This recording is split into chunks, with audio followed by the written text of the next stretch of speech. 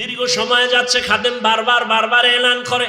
হঠাৎ করে ময়দানে হাজার হাজার মানুষ, পেছন থেকে একটা চিৎকারের আওয়াজ, চিল্লায় বলে, আমাকে কুতুবউদ্দিনের খাটিয়ার সামনে যাওয়ার মতো রাস্তা করে দাও,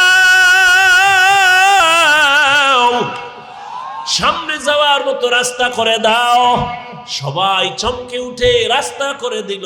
আল্লাহর বান্দা ইসা খাটিয়াটা ধইরে একটা চিৎকার দিয়ে কয়, কুতুবউদ্দিন রে, নিজেও গেলি, আমারেও ভেজালে ফালাইয়া গেলি। আমি যে 4 গুণের মালিক,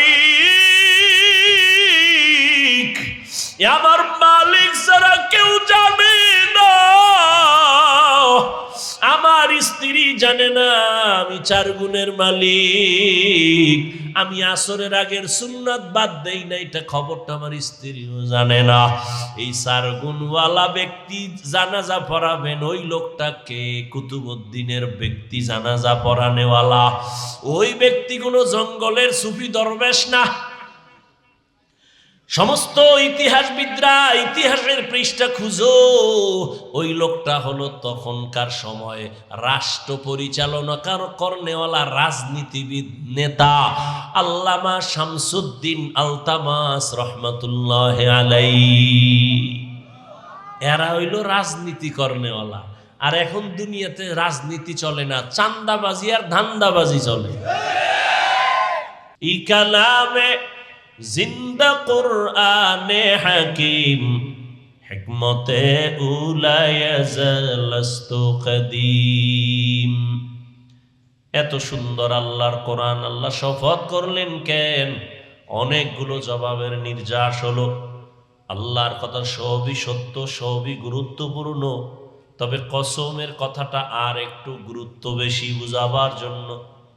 2 নাম্বার কথা হলো, আল্লাহ যেই জিনিসের উপরে শপথ করেছেন ওই জিনিসটা বড় মূল্যবান সম্পদ, এটাও বুঝাবার জন্য। যেমন আসমানের কসম করেছেন, আসমান বড় দামি একটা সম্পদ, বুঝাবার জন্য। জমিনের কসম করেছেন, জমিন একটা অমূল্য সম্পদ, বুঝাবার জন্য। 3-এর কসম করেছেন, 3 একটা দামি আল্লাহর বানানো ফল, এটা বুঝাবার জন্য। জৈতুন একটা দামি জিনিস, আল্লাহ বুঝাবার জন্য শপথ করেছেন। তুরে সিনা উপত্যকা, মূসা নবী যায় কথা বলতেন আল্লাহর আদালতে, মূসা নবীর ওই জায়গায় আল্লাহ কিতাব দান করছেন। ওই জায়গাটা বড় দামি, এতটাই দামি আল্লাহ বুঝাবার জন্য শপথ করেছেন। রাতের কসম করেছেন, রাত বড় অমূল্য সম্পদ। অন্ধকারের কসম করেছেন, অন্ধকার বড় দামি একটা সম্পদ। দিনের কসম, দিন একটা অমূল্য সম্পদ। দিনের আলো একটা অমূল্য সম্পদ। দিন আছে, আলো নাই, মানুষ বেকার হয়ে কাঁদে। রাত যদি হয়, অন্ধকার না থাকে, এই রাত কেউ চায় না। হাজারো ঘুমের বাহানা করবে, ঘুম আসবে না। রাত বড় জমিনে মানুষের জন্য, সব মানুষের জন্য, সব মানুষের। রাতের আধারের এতটা দাম, রাত্র যত গভীর হয় মানুষের ঘুমের মধ্যে তত মজা বাড়ে।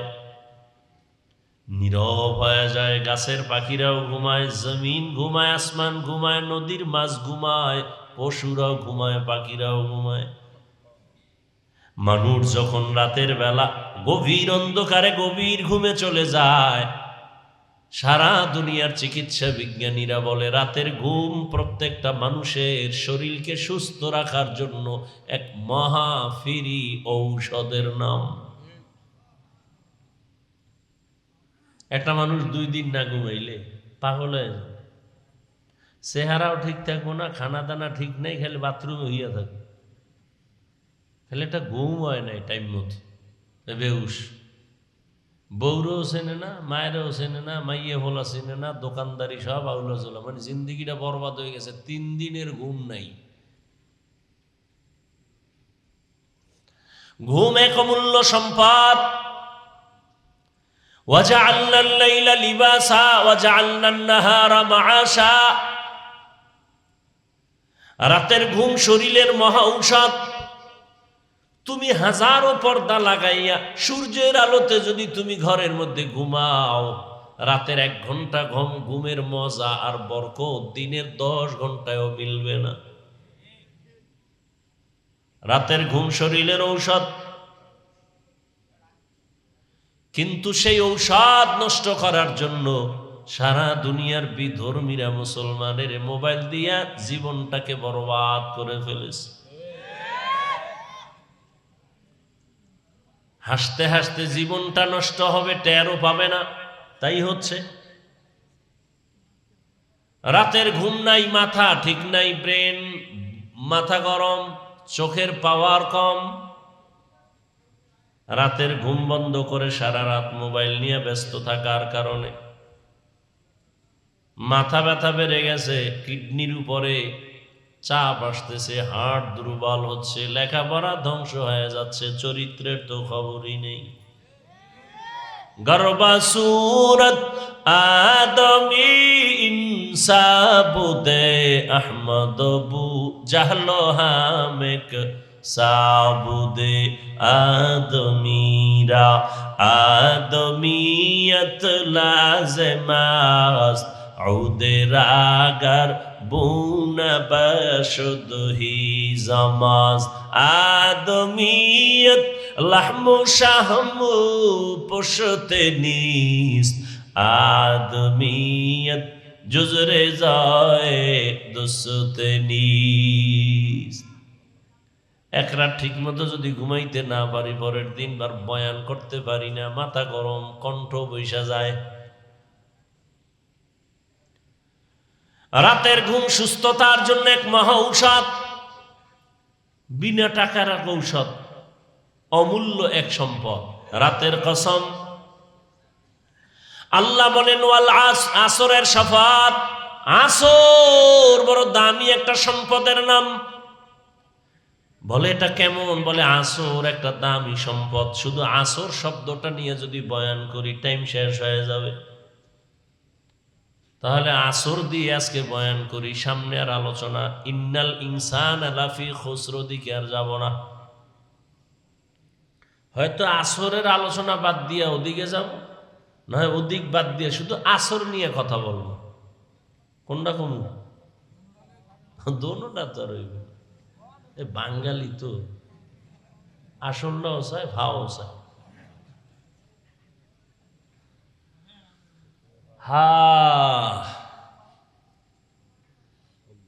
আল্লাহ হেদায়াত দান করুন। এদিক দিয়ে যে আমার অবস্থা টাইট হইব এ নিয়ে কোনো চিন্তা নেই। জিন্দেগি মে বন্দেগি তু করনা হে,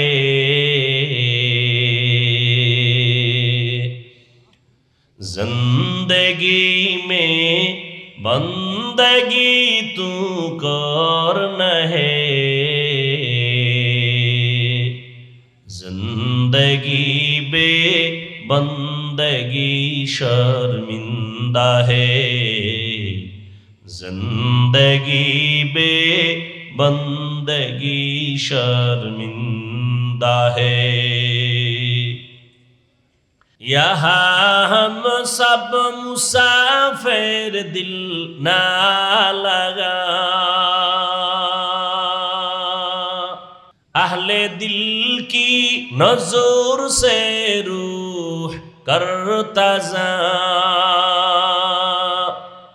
शाह दौलत सब फकीर गर नेक ने है, शाह दौलत सब फकीर गर नेक ने है, जिंदगी में बंदगी तू करना है, जिंदगी बे बंदगी शर्मिंदा है, जिंदगी बे बंदगी शर्मिंदा जिंदा है जिंदगी में बंदगी कुन बंदगी बंदगी बे जिंदगी शर्मिंदगी। भाईरा आमार, আল্লাহ আসরের শপথ করলেন। আসর দামি একটা সম্পদ, এই সম্পদটারে যারা মূল্যায়ন করবে তাদেরও মূল্যায়ন বেড়ে যাবে। বলে এই সম্পদটার নাম কি? বলে আসরের এক অর্থ হলো সময়। আসরের অর্থ কি? এই রকম 25টা অর্থ আছে শুধু আসর শব্দটার। আমি শুধু 2টা শব্দের অর্থ 2টা নিয়ে কিছু কথা বলবো। এর মধ্যে একটা অর্থ বললাম, আসর মানে কি? সময়। এখন যদি মনে করেন তো সময় অর্থ, তার অর্থ কি হবে? আল আসর মানে সময়ের শপথ। তার মানে সময় বড় দামি। কেমন দামি? বলে মানুষের টোটাল জিন্দেগিটা সময়ের চাদরে আটকায় দিছেন আমার আল্লাহ। সময়টাকে আবার ভাগ করিয়া ফেলায় অনেকে, অতীত, বর্তমান, ভবিষ্যৎ। প্রত্যেকটা মানুষ সময়ের চাদরে আটকানো। সময় ছাড়া খাইতেও পারে না, ঘুমাইতেও পারে না, বাথরুমেও যেতে পারে না। সময় সময় সময়, ঠিক নেই? একটা সময় চলে গেল, আর একটা চলতেছে, সামনে আর একটা সময় আসতেছে। এই সময়টাকে যারা মূল্যায়ন করবে তারা দুনিয়াতেও বড় লাভবান হবে, আখিরাতেও লাভবান হবে। জমিনের মধ্যে যারা লাভবান হয়েছে সময়কে কদর করার কারণে, আর যারা সময়টাকে কদর করে নাই, অবমূল্যায়ন করেছে, এরা নিজেরাও এভাবেই নষ্ট জীবন নিয়ে চলে গেছে। কেউ তার নাম নিশানাও জানে না। আর সময়টাকে যারা কাজে লাগাইছে তারা দুনিয়ার লাইনও দামি, আখিরাতের লাইনও দামি হয়েছে। দুনিয়ার লাইনে যারা সময়টারে মূল্যায়ন করে, কড়ায় গন্ডায় হিসাব করে করে কাজ করে, ওরাও দুনিয়াতে বড় লাভবান। কত মানুষ শুধু পান দোকানদারি করে আজকে বিল্ডিং এর মালিক হয়ে গেছে। কেন? বলে পান দোকানদারি করতে গিয়া সময়টারে কাজে লাগাইছে, অবহেলায় কাটায় নেই। আবার অনেক কোটিপতি ব্যবসার লাইনে গিয়া ফকির হয়ে গেছে। টাকা টাকা করতে করতে সময়টাকে অবহেলা করছে, নিজের জিন্দেগি অবহেলিত হয়ে গেছে। আবার আখিরাতের লাইনে যারা সময়টারে মূল্যায়ন করছে তারা আখিরাতের লাইনেও বড় দামি হয়ে গেছে। যারা আখিরাতের লাইনে সময়টাকে মূল্যায়ন করে নাই তাদের দাম কমে গেছে, দামও বাড়ে নাই। আম্বিয়ায়ে কেরাম, সাহাবায়ে কেরাম, আউলিয়ায়ে কেরাম সময়টারে এত মূল্যায়ন করতেন, একটা মুহূর্ত সময় তাদের আল্লাহর স্মরণ ছাড়া যায় না। যে কারণে তারা মরিয়াও অমর। আজ পর্যন্ত তাদের নাম না নিলে কোনো বক্তার বয়ান জমে না। কি রহমতের নবীর বয়ান, নবীদের কথা শুনলে মানুষ জিম ধরে বসে থাকে, চোখে পানি এসে দিল নরম হয়। সাহাবায়ে কেরামের ইতিহাস বড় করুন। সময়টারে এত মূল্যায়ন করেছেন যে কারণে তাদের সম্মান কিয়ামত পর্যন্ত, কিয়ামতের দিনও তাদের সম্মান। একটা সেকেন্ড সময় তারা অপচয় নষ্ট করে নাই। সময়টারে কাজে লাগাও। সময় থাকিতে করো উন্নতি কামনা, সময় হারিয়ে গেলে আর পাইবা না। জীবন থেকে একটা সেকেন্ড চলে গেল, একটা মিনিট চলে গেল, একটা দিন চলে গেল, হায়াতের একদিন কমে গেল। বয়স বাড়ে, হায়াত কমে। আপনার আমার বয়স যত বাড়ে তত হায়াত কমে। দেখেন না, এখন সময় কম, বরকত কি কম। আম্মা জানেরা গ্রাম এলাকায় ভাত রান্না করে, ভাত লাকড়ি দিয়ে রান্নত, সময় একটু বেশি লাগতো না? এই কথা ঘুমাইতেছেন, একটু বেশি লাগতো না? মজা কম ছিল, এখন শর্ট করে ফেলাইছে। কি গ্যাস, আরো শর্ট। কি বিদ্যুৎ ঢুকায় দাও, আম্মা দিতে না দিতে ভাত হয়ে গেছে। শর্ট করে ফেলাইছে, বরকত শর্ট হয়ে গেছে। খায় আর বাথরুম, খায় আর বাথরুম, ভিটামিন নেই। তাজা ফল খাইতো, ওই শাক উঠাইয়া এগুলো খাইতো।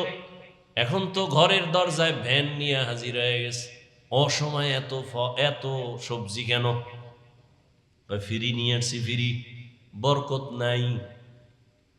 আর মানুষ কষ্ট করে যেই জিনিস কামাই করে ওই জিনিসে মজাও বেশি। আর এখন আপডেট, যত আধুনিকতা ততই বরকত কম। ফ্রিজে রাখে, ফ্রিজের খানায় বরকত নাই। ভিটামিন সব কমতেছে কমতেছে, শুধু পেটটা ভরে এইটাই কাম, শরীর দুর্বল হয়ে গেছে। কি মুরব্বীরা ছোটবেলা পান্তা ভাত আর কাঁচামরিচ খাইয়া যে একটা যুদ্ধ করছিলেন, এখন কর্মা পোলাও বিরিয়ানি খাও সেই শক্তি আর আইয়ে না, আসে কোনো না। ভিটামিন খাইয়া আরো পাতলা পায়খানা শুরু হয়ে গেছে। ভাইরা আমার, সময়টারে যত মূল্যায়ন করেছে, খানার মধ্যে সময় দিছে আম্মা জান, খুব গভীরভাবে সময় লাগায় পাকাইছে খানার মধ্যে, মজা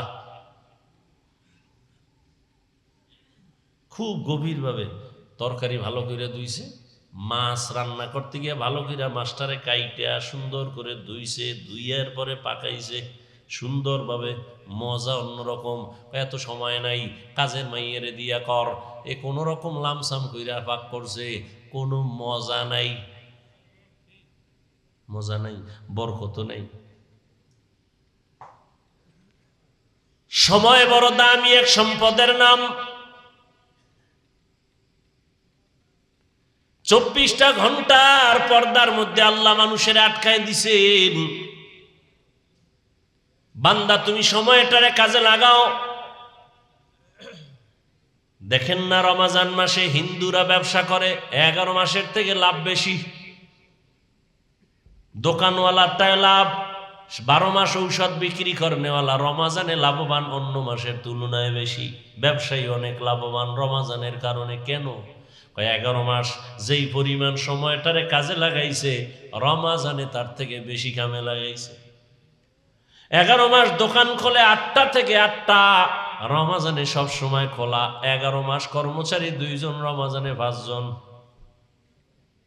কাজে লাগাইছে, লাভবান বেশি হয়ে গেছে।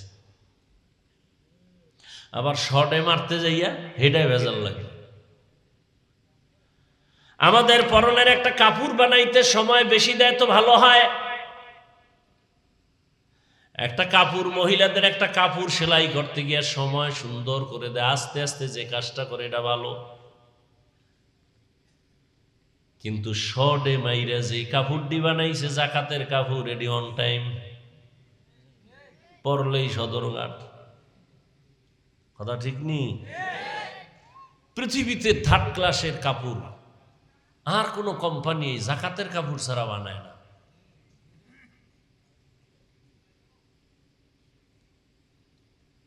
জাকাত দেয় ঠিক, কিন্তু আল্লাহর থেকে কিছু পাবে না, কিচ্ছু পাবে না। ধোঁকা, মানুষকে দেখানোর জন্য। কিন্তু যে একটা বরকত পাওয়ার কথা, এটা পাবে না। সময়টারে যে যেই লাইনে কাজে লাগায় ওই লাইনে সে লাভবান। আপনাদের এলাকার থেকে 4টা যুবক ছেলে বিদেশ গেছে চাকরি করবে, ধার ঋণ হইয়া টাকা নিয়ে গেছে। বিদেশ যাওয়ার পরে 2 জন লালে লাল। কেমন লাল? কয় ঋণ আদায় করছে আর বাড়িতে বিল্ডিং, ঢাকার শহরে জায়গা, ফ্ল্যাটের মালিক। আর 2 জন ওদের ঘরে ইন্দুর পরে আর মরে, ঋণই আদায় করতে পারে নাই। 4 জন একসাথে গেল, ওদের হালাত এমন কেন? ওগো দুইজনারে ধৈর্য ফালায় জিগাইলাম, কিরে তোদের অবস্থা এমন কেন? কয় জানি না, আমরা তো ডিউটি ঠিক মতোই মালিকেরটা করছি। তো যারা লাল হইল ওগো জিগাইলাম কি ব্যাপার? কয় ডিউটি 8 ঘন্টা ছিল, আমরা 16 ঘন্টা ডিউটি ওভার ডিউটি কইরা কইরা সময় কাজে লাগাইছি। কারণ ঘুমাবার জন্য বিদেশ আসি নাই, কারণ আমার মাথার উপরে আমার আম্মা বসা, আব্বা বসা, স্ত্রী আছে, ভাই বোন আছে, এদের কামাই রুজির চাপ আমার মাথার উপরে, ঋণের বোঝা মাথায়, বাড়ির খরচের মাথায়, ঈদের খরচ আমার মাথায়। এজন্য মালিকের ডিউটি শেষ হওয়ার পরে ওভার ডিউটি করে করে সময় কাজে লাগাইছে। আর ওই দুইটায় টুকটাক কাজ করছে, ওভার তো দূরের কথা, যা পাইতো এটি দিয়া গাঞ্জা মাঞ্জা খাইয়া সাইজ হয়ে গেছে, চেহারাটা বান্দর বানাই গেছে। বিদেশের ঘরে রুম আছে। আল্লাহ হেদায়াত দান করুন। সময়টারে কাজে লাগাইছে তো দাম বেড়ে গেছে। আখিরাতের লাইনে যারা সময়টারে কাজে লাগাবে তাদের সম্মান।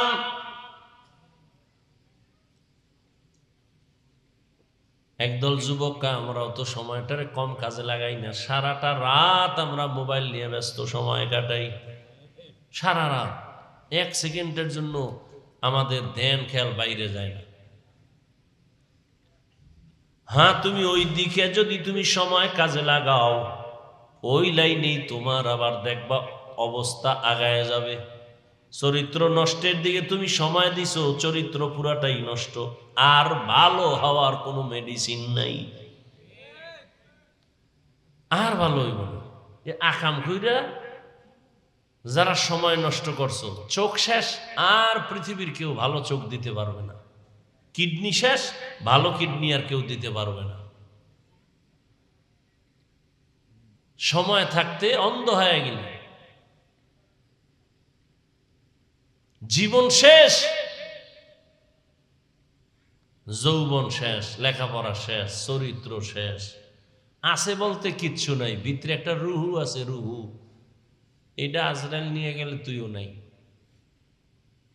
জিন্দেগি বরবাদ। ভাইরা আমার, আল্লাহ বলেন 24টা ঘন্টা তুমি কাজে লাগাও আমার মোহাব্বতের সাথে, দেখবা আমি আল্লাহ বরকত বাড়ায় দিব। বলে কেমন করে কাজে লাগাইবা? দুনিয়ায় তোমাকে পাঠাইছি, তোমার চাকরি করো বাধা নাই, ব্যবসা করো বাধা নাই, লেখাপড়া করো বাধা নাই, সংসার চালাও বাধা নাই।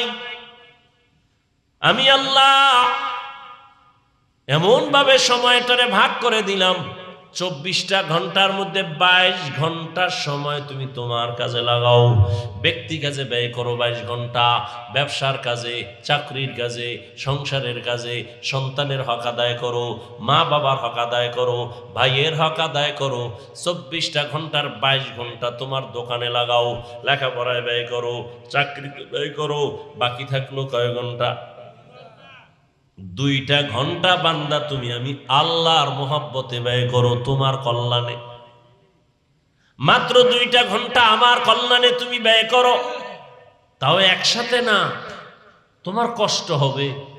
আমি এমন ভাবে দিছি 2 ঘন্টা সময় তুমি আমার রাস্তায় ব্যয় করবা তোমার কল্যাণে, তা একত্রে দেই নাই যাতে তোমার ব্যবসার ক্ষতি না হয়, চাকরির ক্ষতি না হয়, ঘুমের ক্ষতি না হয়, সংসারের ক্ষতি না হয়। সব ঠিক রাইখা আমি 2টা ঘন্টা দিলাম ঠিকই, তবে ভাগ ভাগ ভাগ ভাগ করে দিয়ে দিছি। বলে কেমনে? বলে ঘুম থেকে তুমি উঠবা, 4 রাকাত নামাজ পড়বা, ফজরের 20 মিনিট সময় দিয়ে তুমি তোমার কাজে বের হয়ে যাও। আবার তুমি দোকানে যাও, চাকরিতে যাও, জোহরের আজান যখন হবে আবার 20টা মিনিট সময় দিয়ে তুমি 10 রাকাত নামাজ পড়ো, খানা খাও, গোসল করো, আবার দোকানে চলে যাও, অফিসে চলে যাও। দীর্ঘ টাইম তোমার কাজ করার পর আবার তুমি আসরের টাইমে 4 রাকাত নামাজে 20 মিনিট সময় দাও। 20 মিনিট দিয়ে তুমি আবার দোকানে যাও, তোমার চাকরিতে যাও, তোমার সংসারের কাজে যাও। আবার মাগরিবের আজান দিবে, 5 রাকাত নামাজে আবার 20 মিনিট সময় দিয়ে বের হয়ে যাও তোমার ব্যক্তি কাজে। আবার এশার আজান যখন দিবে 9 রাকাত নামাজে আইসা 20 মিনিট সময় দিয়া ঘরে যা, যাইয়া স্ত্রীর হক আদায় করো, সন্তানের হক আদায় করো, খানা খাইয়া পেট পরে এবার ঘুমায় যাও, আবার ভোর রাত্রে উঠে আমি মাওলারে ডাক দাও। এই যে 20 মিনিট 20 মিনিট 20 মিনিট করে 5 ওয়াক্ত নামাজে সময় দিলা, 5 করে 100 মিনিট সময় দিলা, পুরা 2 ঘন্টাও না। কিন্তু আমি আল্লাহ, তুমি যদি এই 20 মিনিট করে সময় দাও, এমনভাবে দিছি যাতে তোমার ঘুমের ক্ষতি না হয়, ব্যবসার ক্ষতি না হয়, চাকরির ক্ষতি না হয়, লেখাপড়ার ক্ষতি না হয়, তোমার পরিবারে সময় দিতে যেন ক্ষতি না হয়। সব ঠিক রাখার পর 20 মিনিট তুমি যদি আলাদা আলাদাভাবে সময় না দিয়া নামাজ বাদ দিয়া ঘুমাও, আমি আল্লাহ করায় গন্ডায় সব হিসাব নিব, রেডি থাকরে বান্দা। আর যদি তুমি এই সময়টারে কাজে লাগাইয়া দোকানদারি করো, চাকরি করো, ব্যবসা করো, আমি আল্লাহ 2 ঘন্টার সময় কাজে লাগানোর বরকতে পুরো 24টা ঘন্টাই নেকের পাল্লায় উঠায় দিব। আতিনা ফি দারে দুনিয়া না হাসান, আতিনা ফি দারে উকবা না হাসান, ইয়া গিয়াসাল মুস্তাগীসিন ইহদিনা লিফতিখারা বিল উলুমে ওয়াল গিনা। হর গরিদে নেক তু তৈয়ার হ্যায়, जो न मांगे उससे तू बेजार है। আল্লাহ কত দয়া করলেন। আল্লাহ কইছে চাকরি, ব্যবসা, সংসার বাদ দিয়ে খালি কোরআন শরীফ পড়ো, তেলাওয়াত করো, জিকির করো, তসবিহ সারা রাত কাটো। আল্লাহ বলছেন বরং আপনি যদি 2 ঘন্টার সময় এভাবে আল্লাহর দেওয়া লাইন মতো কাজে লাগান, তাহলে আপনার সংসারে যে সময় দিচ্ছেন এটাও ইবাদত। আপনি যে দোকানদারি করেন ইবাদত, চাকরি করবেন ইবাদত, সব আপনি যে ঘুমাইতেছেন এই ঘুমটাও ইবাদত। নবীজি বলেন কেউ যদি এশার নামাজ পড়ে ঘুমায়, আবার ঘুম থেকে উঠে যদি সময় মতো ফজরের নামাজ 4 রাকাত আদায় করে নেয়, নবী বলেন ঘুমানোর সময়টাও নেকের পাল্লায় ওজন করা হবে। মকুন সুসুতি নামাজে পাঞ্জে গানা ফাওয়াইলুল লিল মুসাল্লিনাল্লাযিনা মুমিনারা ইনামাজে ইমদাদে দা ইস্তাঈনু আয়াতে আবখা আয়াতে কদ আফলাহারা ইয়াদিকুন গৌর কুন্দর মানিয়াজ দিল সাদিকুন। সময়টারে কাজে লাগাইয়াই তো বড় পীর আব্দুল কাদের জিলানী, সময়টাকে কাজে লাগানোর কারণেই তো খাজা মঈনুদ্দিন চিশতি আজমিরি, সময়টাকে কাজে লাগানোর কারণেই তো বড় বড়রা কবরে গিয়েও তারা অমর হয়ে আছেন। চট্টগ্রামের জমিনে ঘুমন্ত ওলিয়ে কামিল শাহ আমানত রাহমাতুল্লাহ আলাই, গরিব মানুষ, কে চিনত তার নাম ঠিকানা? তিনি ছিলেন এক ডিসি সাহেবের পিয়ন। কে কে? শাহ আমানত। আজকে ডিসির কোনো খবর নাই, আর শাহ আমানতের নাম শুনিয়া বিধর্মীরাও শ্রদ্ধা করে, স্মরণ করে। কারণ কি? সময়টারে কাজে লাগাইছেন তো আল্লাহ তাকে কাজে লাগাইয়া দিছেন, মানুষের অন্তরে ঢুকাইয়া দিছেন, আর মানুষ কলিজা দিয়া মোহাব্বত করে। আজকে তার নামে বিমানবন্দর, আমানত শাহ বিমানবন্দর চট্টগ্রাম, শাহজালাল আন্তর্জাতিক বিমানবন্দর ঢাকা। এটা টাকা দিয়া হয় না, ক্ষমতার মাস্তানিতে হয় না, আর সময়টারে কাজে লাগাইলাম আর মাওলা সম্মান দিয়ে দে। আতিনা ফি দারে দুনিয়া না হাসান, আতিনা ফি দারে উকবা না হাসান, ইয়া গিয়াসাল মুস্তাগীসিন ইহদিনা লিফতিখারা বিল উলুমে ওয়াল গিনা। ওয়াল আসর, আসরের শাফাত। আসরের এক অর্থ বললাম সময়, সময়টারে কাজে যারা লাগাবে তাদের জিন্দেগিটা কাজে লেগে যাবে, মরিয়া গেল তারা অমর হয়ে থাকবে মানুষের অন্তরে। আসরের আর এক অর্থ হলো আসরের নামাজ, এটারে কাজে লাগাও। কেন? হাফিজু আলাস সালাওয়াত ওয়াস সালাতিল উসতা আকুমু লিল্লাহি কানিতিন। আসরের নামাজ তোমরা হেফাজত করো, কারণ এটা রাত আর দিনের মধ্যবর্তী নামাজ।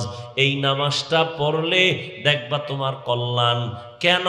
হাদিসে নবী বলেন যে আসর পড়লো না তার জিন্দেগি পুরাটাই বরবাদ করে ফেললো। আসরের টাইম এমন, একদল ফেরেশতা ডিউটি করতে করতে আসরের সময় বিদায়, নতুন রাতের ডিউটি করনেওয়ালা ফেরেশতা এসে হাজির হয়। যাওয়ার সময়, এটা কোন থানা? সোনারগাঁ থানা। ওসি মাঝে মাঝে বদলি হয়নি, কথা কন না কেন? আগে ওসি ছিল, এখন বদলি হয়ে গেল।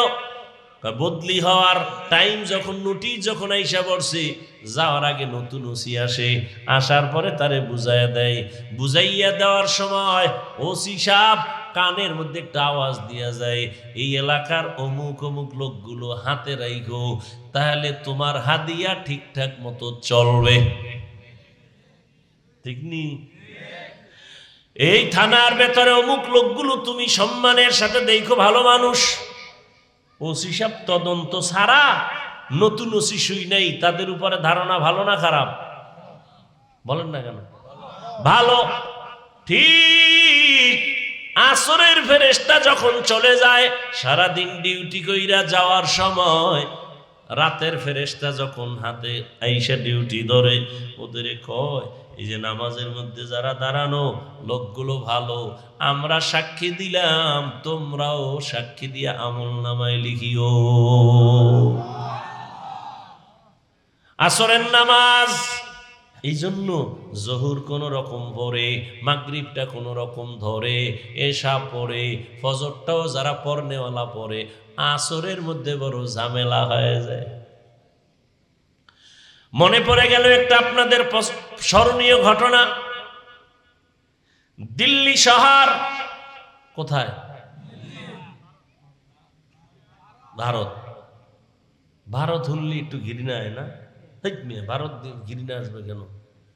ভারত তো ওই জমিন, যেই জমিন থেকে প্রথম পৃথিবীর বুকে হজ শুরু হয়েছে। হজ, হজ, ওয়াজ না কি? তো বরকতি জমিন না? কথা কন না কেন? ভারতের জমিন থেকে পৃথিবীর ইতিহাসে প্রথম হজের কাজ শুরু।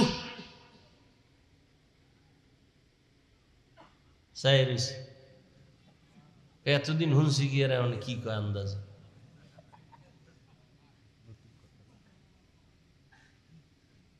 ভাইরা আমার, ভারতের মূল নাম হিন্দুস্তান। কি নাম? এই যে হিন্দুস্তান নাম হইল, এটা কোনো কেমনে কইতাম, হিন্দুস্তান নামটা কোন বিধর্মীর না, নূহ আলাইহিস সালামের সন্তানের নামে নাম। এই জমিন এমন এক জমিন, যেই জমিনে আজও আলোর মিনার দাঁড়ানো আছে, কুতুব মিনার। কি মিনার? যেই জমিনের মধ্যে এত বড় বড় বড় বড় আউলিয়া সেখানে আছেন।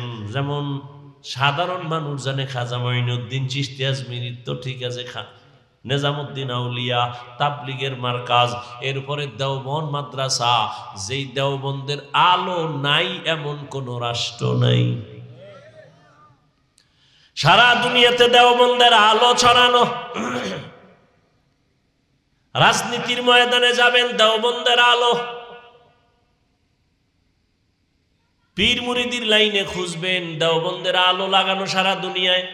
আমেরিকায় যাবেন, সব জায়গায় এই মাদ্রাসার আলো, দেওবন্দেরই একটা আলোর বাতি জ্বলতেছে। এই ব্রিটিশ বেঈমানের গোষ্ঠীরা কম অত্যাচার করে নাই মুসলমানের উপরে। হাজার হাজার মাদ্রাসা বন্ধ করে দিছে, হাজার হাজার আলেম ওলামাদেরকে ফাঁসি দিয়া গাছের সাথে লাশটা ঝুলাইয়া রাখছে। এই জমিনের মধ্যে প্রথম আমাদের আব্বা জান আদম আলাইহিস সালামের কদম পড়েছে চরণ দ্বীপে, ঠিক নি? এখান থেকে পায়ে হেঁটে হেঁটে গিয়া বাইতুল্লাহ 40 বার আদম নবী হজ পালন করেছেন। তাহলে পৃথিবীর ইতিহাসে প্রথম হজ শুরু হয়েছে কোন জমিন থেকে? ভারতের থেকে। জমিন বড় পবিত্র, বুঝেন না কথা? জমিনের মধ্যে দাঁড়ানো ছিল বাবরি মসজিদ। আপনারা ভয় পান না, না না না, মানুষে মালিক বাটাওয়ালারা ইট বানায়, যে অনেক টাকা ব্যয় করিয়া করিয়া টাকা পয়সা দিয়া ইটের বাটা বানাইয়া ইটের কত লাকড়ি দিয়া ভরায় ভরায় ভরায় ভরায় এটার ইট বানাই, ফর্মা দিছে যেটা একটু আঁকা বাঁকা ফালায় দেয়, ফ্রেশ ইটগুলো রাইখা এইবার টাল দিয়ে রাখছে সুন্দরভাবে, ট্রাক ভর্তি করে লইয়া যায়। একজনে দেখতেছে কই নাই, কয় বাড়ি বানাইব সুন্দর, এত সুন্দর যত্ন করা ইট বড় দামি, সিরামিক্সের ইট আরো কত দামি।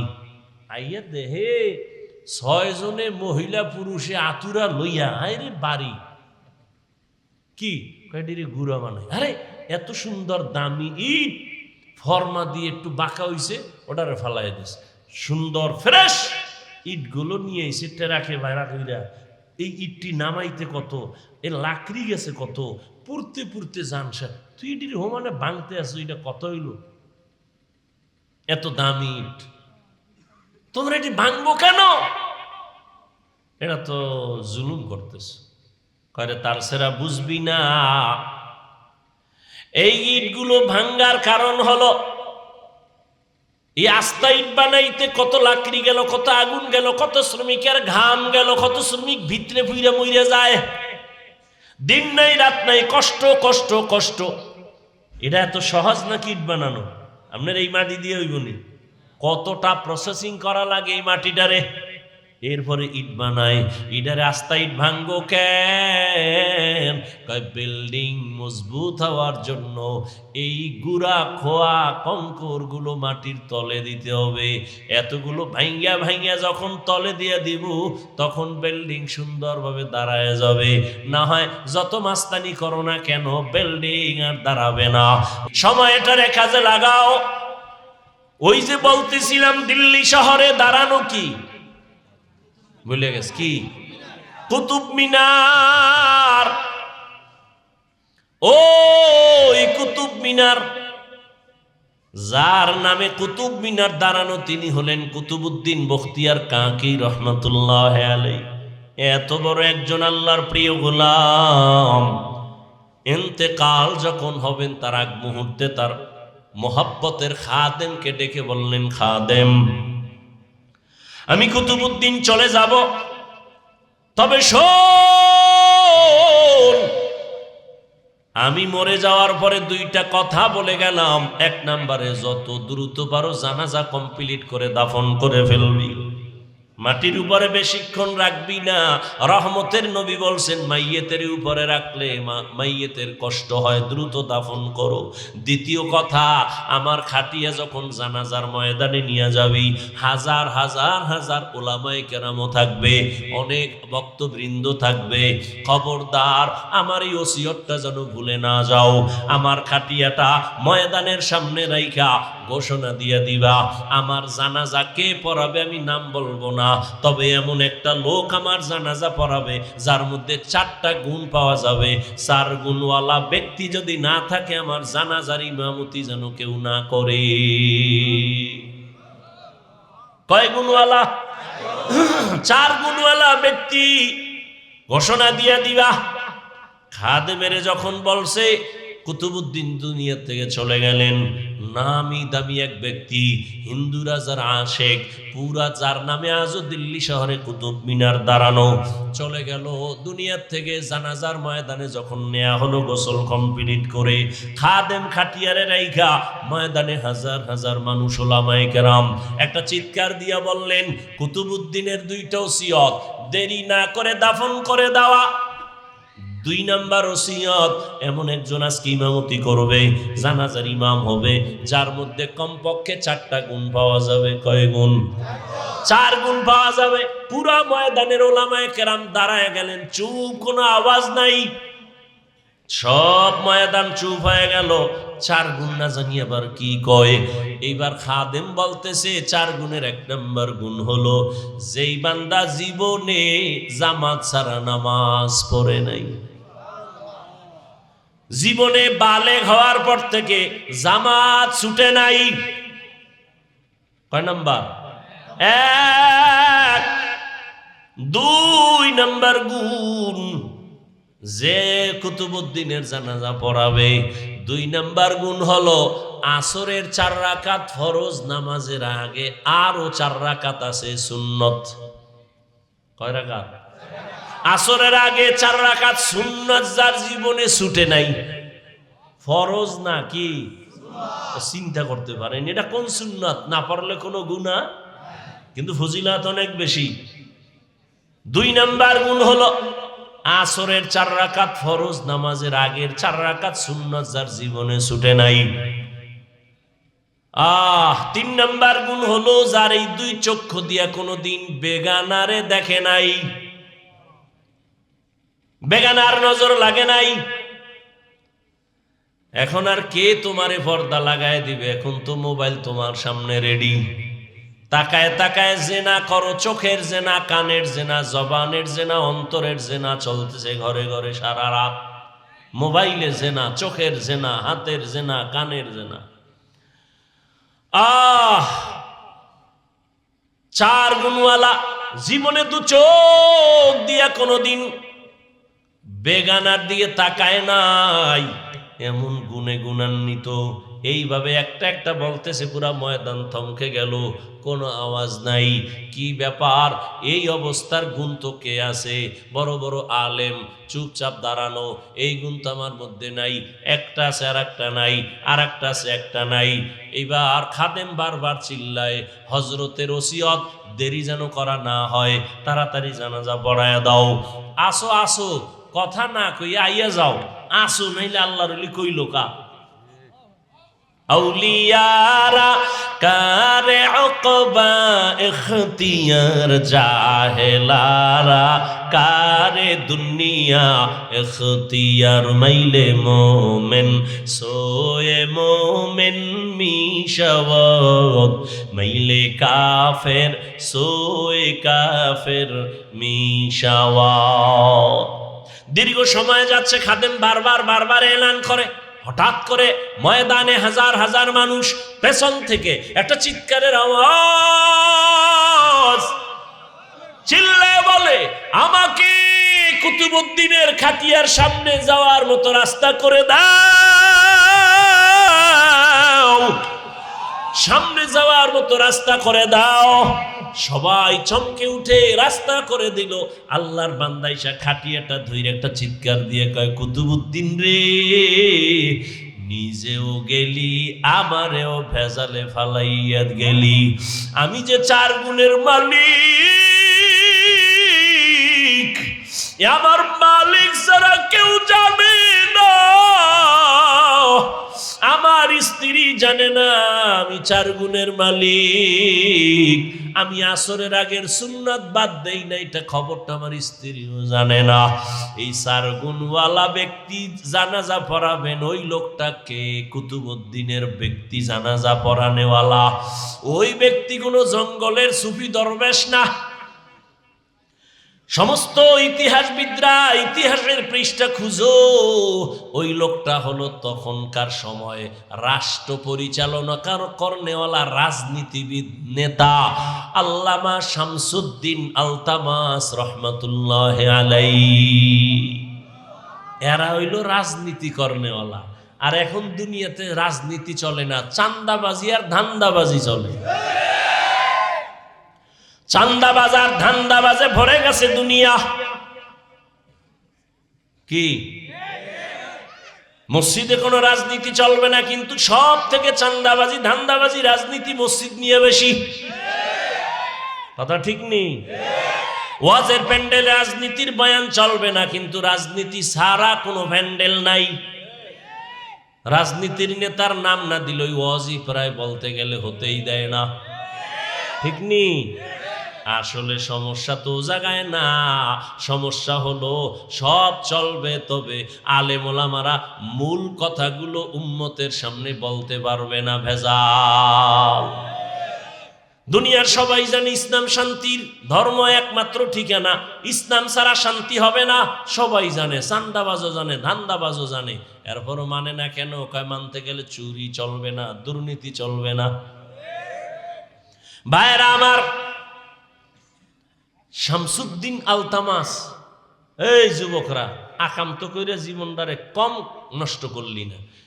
শিখার মতো কি গুগলে নাই, ইউটিউবে নাই কিছু? আকাম করো কা, নিজের জীবনের মায়া নেই। মানুষ এরম নষ্ট হয়নি। নিজের ভালো তো রাস্তার ল্যাংটা পাগলেও বুঝে। পাগলে আগুনে ঝাঁপ দেয়, জানেও মরবে। তো তুমি কেন জেনে শুনে আগুনে ঝাঁপ দিছো মরার জন্য? নিজে মরবি মরবি চাকার তলে হইরা, মা বাবার ইজ্জতটারে নষ্ট করো কেন? তোর মা ঘরের মধ্যে কান্না করে, বাবায় কাঁদে, সন্তানের চরিত্র এত খারাপ, মানুষের সামনে মুখ দেখাইতে পারি না, মাও কান্না করে, বাবাও কান্না করে। মনে হয় মনে মনে বলতে চায়, তুই যদি মইরা যাইতি মা বাবার দিলটা শান্ত হতো। তোর চরিত্র এত খারাপ। সারা রাত ঘরের মধ্যে মোবাইল চালাও, বন্ধু বান্ধবী নিয়ে আড্ডা দাও, মায়ের কর টাকা দেয় নাইলে মাইরে ফালামু। দেখো না কয়েকদিন আগে বাবারে মারছে, কয়েকদিন আগে বাবাকে মেরে ফেলছে। এরে নবীর আশেক, সময়টারে কাজে লাগাইও। ওয়াল আসর, আর আসরের সময়টারে কাজে লাগাও, আসরের নামাজটারে কাজে লাগাও। তার মানে শুধু আসর পড়বে, আর একটাও না। হ্যাঁ, খবরদার, এক ওয়াক্ত নামাজ যেন ছুটে না যায়। ও আমার যুবক বাবারা, বৃদ্ধ বাবাজিরা, পর্দার আড়ালের আম্মা জানেরা, বোনেরা, আপনি ব্যবসা করেন, চাকরি করেন, চা করেন, সংসার চালান, সব ঠিক আছে। স্কুলে পড়ো, যুবক তুমি কলেজে পড়ো, যাই করো না কেন, 5 বেলার নামাজ পড়ো, ডাক্তার হও, ইঞ্জিনিয়ার হও, যা কিছু হও, ইসলাম তোমাকে বাধা দিবে না। 2 ঘন্টার সময় কাজে লাগাইও, 5 বেলার নামাজ, শিক্ষকের দোয়া নিয়া, মা বাবার দোয়া নিয়া, উলামায়ে কেরামের দোয়া নিয়া সামনে চলিও। কারো বিরুদ্ধে লাইগো না রে বাবা, নিজেরে নিয়ে একটু ফিকির করো। ডাক্তার হলে আদর্শবান ডাক্তার হও, চরিত্রবান ইঞ্জিনিয়ার হও, চরিত্রবান প্রফেসর হও, চরিত্রবান একজন টিচার হও। দেখবা সম্মান শুধু সোনার গানা, পুরা দেশের মধ্যে তোমার সুনাম অর্জন হবে, আল্লাহ তোমার সম্মান বাড়াবে। সেক্ষেত্রে লাগবে মা বাবার দোয়া, শিক্ষকের দোয়া, উলামায়ে কেরামের দোয়া। এদের সাথে যদি বেয়াদবি করো, জীবনটা বরবাদ হয়ে যাবে। বেয়াদবি করিয়া ডাক্তার হইয়াও জুতা খাইয়া দেশ ছাড়লো, এমন ডাক্তার হইয়া লাভ আছে? বোরকার বিরুদ্ধে আজীবন বয়ান দিয়া তাসলিমা নাসরিন বোরকা পরিয়াই পালায় গেল। এরে আল্লাহর বান্দারা, শিক্ষা নেও, টাকার পিছনে ঘুরো না। টাকা কি তো ময়লা, তোমার পিছে টাকা ঘুরবে, চরিত্র ঠিক করে আগাও। এই বহু ভালো ভালো ডাক্তারেরা সিরিয়াল দিয়ে শেষ করতে পারে না রুগী, খালি একটু কলমের খোঁচা দেয়, কত সম্মান তাদের, খালি হুজুর হইলি সম্মান। এগো সম্মান আছে না? তাহলে তোমার মতো চরিত্রহীন হইলে জীবন ওই সম্মান পাইত না। চরিত্র অমূল্য সম্পদ। এরে আম্মা জানেরা, সন্তানটাকে ডাক্তার বানাবেন, ইঞ্জিনিয়ার বানাবেন, বেয়াদব বানাবেন না। সন্তানটা যেন চরিত্রবান ইঞ্জিনিয়ার হয়, চরিত্রবান আদর্শবান একজন ডাক্তার হয়, প্রফেসর হয়। মা বাবার দোয়া নিয়ে চলে, ব্যবহার ভালো করে, বন্ধু বান্ধবের সাথে আচরণ ভালো করে, আলেমের দোয়া নিয়ে চলবে। এমন একটা সন্তান রেখে যাবেন, জেনারেল লাইনে থাকলেও নামাজ ছাড়বে না, জেনারেল লাইনে থাকলেও কারোর সাথে খারাপ আচরণ করবে না। শিক্ষকের সাথে বেয়াদবি করবে না, উলামায়ে কেরামের সাথে বেয়াদবি করবে না, এমন একটা সন্তান রেখে যাবে। আর সেক্ষেত্রে আপনি মায়ের দোয়া লাগবে, অবদানও লাগবে। কারণ গাছ ভালো হলে ফল ভালো হবে, মা বাবার আদর্শ ভালো হলে সন্তান ভালো হবে। এরে আম্মা জান, একটা আদর্শমান সন্তান বানানোর জন্য আপনি মাকে আদর্শওয়ালা হতে হবে। স্বামীর খেদমত করবেন, স্বামীর মাল হেফাজত করবেন, মোবাইলে সময় নষ্ট করবেন না। আপনি যদি উল্টা পাল্টা করেন, সন্তানও কিন্তু ওই শিক্ষা নিয়েই দুনিয়াতে চলবে। আপনি যদি উল্টা পথে চলেন, সন্তানও উল্টা দিকে চলবে। অতএব সন্তানটাকে ভালো বানাবার জন্য নিজে গুনাহ থেকে ফিরে যান, মোবাইল থেকে ফিরিয়ে যান, স্বামীর সাথে ভালো আচরণ করেন, স্বামীর সম্পদ হেফাজত করেন, পর্দা করেন, নামাজ পড়েন। আপনার মতো কত মা পর্দাওয়ালা নামাজি এলাকায় আছে, মোবাইলে সময় নষ্ট করে না, অভাব নাই। ও বৃদ্ধ বাবাজি, আপনার মতো বুড়ারা নামাজ পড়ে মসজিদে, আপনি কেন পারবেন না? ও যুবক বাবারা, তোমার মতো কত যুবক স্কুল কলেজে পড়ে, চাকরি করে, ব্যবসা করে, নামাজ পড়ে, দাড়িওয়ালা নাই? তোমার মতো যুবক রাস্তায় গাড়ি চালায়, নামাজ ছাড়ে না। তোমার বিবেকটাকে প্রশ্ন করো, তুমি কেন পারো না? তোমার কপাল কেন খারাপ? তোমার মতো যুবক তাকায় দেখো, নদীর মধ্যে মাছ ধরে, কৃষি কাজ করে, নামাজ পড়ে, তুমি কেন পারো না? এখনো সময় আছে, তওবা করে নেও, সময়টারে কাজে লাগাও। আর জীবনে অপচয় সময় নষ্ট করবা না, আর নামাজ ছাড়বা না, মা বাবার বরদোয়া নিবা না, শিক্ষকের দোয়া নিয়া, উলামায়ে কেরামের দোয়া নিয়ে, নবীর আদর্শ মেনে জীবন চালাবা। তওবা করার যদি নিয়ত হয়, দুটো হাত আমার আল্লাহকে দেখায় দাও। আয় আল্লাহ, হাতগুলো কবুল করে নেন, তওবা কবুল করে নেন, তওবার উপরে মজবুত হইয়া চলার তৌফিক দান করেন, আমিন। আলহামদুলিল্লাহি রাব্বিল আলামিন, ওয়াসসালাতু ওয়াসসালামু আলা সাইয়্যিদিল আমবিয়াই ওয়াল মুরসালিন ওয়া আলা আলিহি ওয়া আসহাবিহি আজমাইন। ইয়া আরহামার রাহিমিন, ইয়া আরহামার রাহিমিন, ইয়া আরহামার রাহিমিন, রব্বিরহামহুমা কামা রব্বায়ানি সগীরা। আল্লাহুম্মা ইন্নাকা আফুউন কারীম তুহিব্বুল আফওয়া ফা'ফু আন্না। আল্লাহুম্মা ইন্না নাসআলুকা রিযাকা ওয়াল জান্নাহ ওয়া নাউযু বিকা মিন সাখাতিকা ওয়ান নার। ও দয়ার মালিক, আমরা গুনার বোঝা নিয়ে হাত তুলেছি। 2 দিন মাহফিলের শেষ, মেহেরবানি করে আমাদের জীবনের গুনাহ মাফ করে দেন, মাহফিল কবুল করে নেন, আয়োজনকারী, সহযোগিতাকারী, দান সদকাকারীদের কবুল করে নেন, এলাকায় শান্তি দান করেন, মা বোনদের পর্দাওয়ালা বানায় দেন, সন্তানগুলো নেককার বানায় দেন, যারা লেখাপড়া করে পরীক্ষার্থী কামিয়াবি দান করেন। আয় আল্লাহ, আমার যুবকদের দিনদার বানায় দেন, মোবাইলের গুনাহের থেকে হেফাজত করেন, নবীজির সুন্নতওয়ালা জীবন দান করেন, নবীজির রওজা বাইতুল্লাহ জিয়ারতের জন্য কবুল করে নেন। আয় আল্লাহ, সারা দুনিয়াবাসীকে মাফ করে দেন, ফিলিস্তিনের মুসলমানদের উপরে রহমতের চাদর বিছায়া দেন, জালেমদের ধ্বংস করে দেন। আল্লাহ, মুসলমানের ঈমান আমল হেফাজতের ব্যবস্থা করে দেন। আয় আল্লাহ, বাংলাদেশ শান্তির দেশ বানায় দেন। আয় আল্লাহ, জুলুম থেকে দেশ ও জাতিকে হেফাজত করেন। ওলামায়ে কেরামদের এখন এক বানায় দেন, ওলামায়ে কেরামের ইজ্জত বাড়ায় দেন। যারা ওলামায়ে কেরামের ইজ্জত ছোট করার জন্য ষড়যন্ত্র করে, তাদের হেদায়াত দান করেন। আল্লাহ, আয় আল্লাহ, পরস্পরে মোহাব্বত বাড়ায় দেন, রিয়া হাসাদ কিবির দূর করে দেন, তাকওয়া ইখলাস দান করেন। আয় আল্লাহ, যারা ব্যবসা চাকরি করে হালাল ভাবে বরকত দান করেন।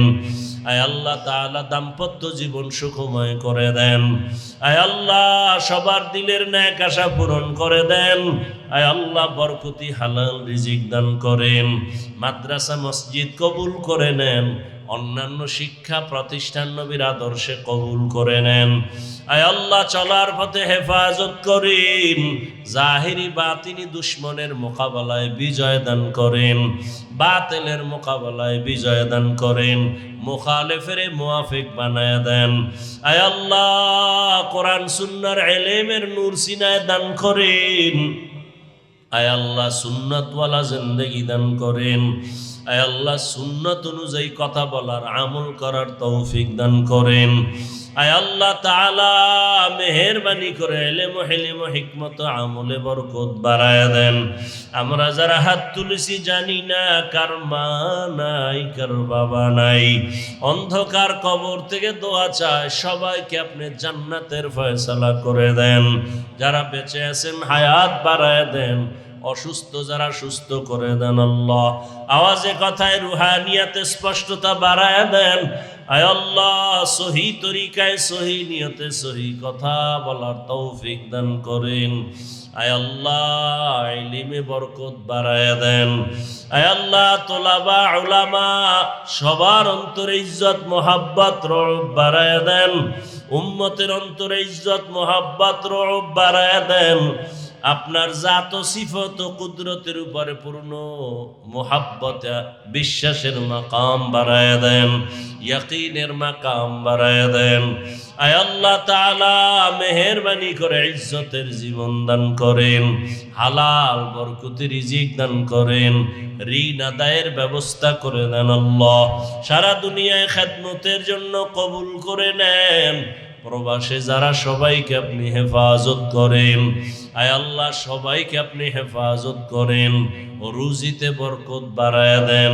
প্রত্যেকটা সন্তানকে মা বাবার ইজ্জতের কারণ বানায় দেন, ইজ্জত বাড়াবার ব্যবস্থা করে দেন। নবীজির মোহাব্বতে দোয়া কবুল করে নেন।